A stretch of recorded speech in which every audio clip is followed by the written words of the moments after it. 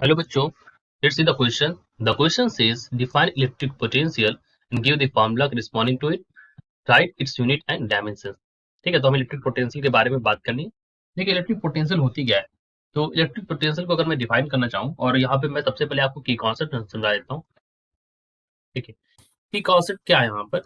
Electric potential को हम define करते हैं V से. ठीक है, V इज इक्वल टू होता है the work done in bringing a unit charge from infinity to a point, ऐसे बोलते हैं. ठीक है, तो ये तो डिफाइन कर दिया मैंने शॉर्ट में. चलिए इसको समझा देते हैं और फिर लिख के. तो यही होगा यहाँ पर की कॉन्सेप्ट, इसी का फॉर्मूला, इसी की यूनिट और डायमेंशन के बारे में बात करेंगे. हम क्या करते हैं कि इलेक्ट्रिक पोटेंशियल ये बहुत सिंपल डेफिनेशन है, समझ में भी इजली आ जाएगी. Is defined as work done, इसमें काम किया गया work done in bringing a unit positive charge from, कहां से हम ला रहे हैं, infinity, from infinity to a point against the electrostatic forces.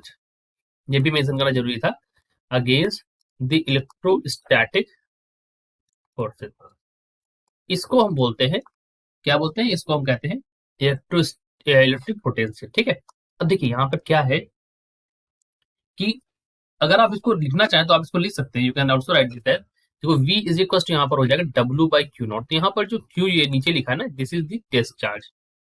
इसको हम टेस्ट चार्ज के नाम से भी जानते हैं. जिसको आप यूनिट पॉजिटिव चार्ज बोल रहे हैं उसको हम टेस्ट चार्ज भी यहाँ पर कहते हैं. ठीक है, अब इसको डिफाइन करते हैं V is equal to work done.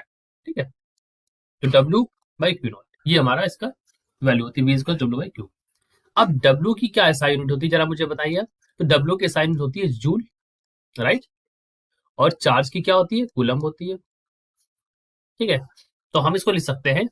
और वोल्टेज की क्या होती है, 1 वोल्ट होती है. ठीक है, तो 1 volt is equal to 1 joule by 1 coulomb. यानी कि हम कह सकते हैं 1 जूल पर कूलम. ठीक है, मतलब 1 joule 1 coulomb that is equal to 1 volt. तो ये इसकी क्या हो गई, एसआई यूनिट्स हो गए. ठीक है, ये 1 लिखा है यहाँ पर भी. तो ये तो हो गया इसकी एसआई यूनिट.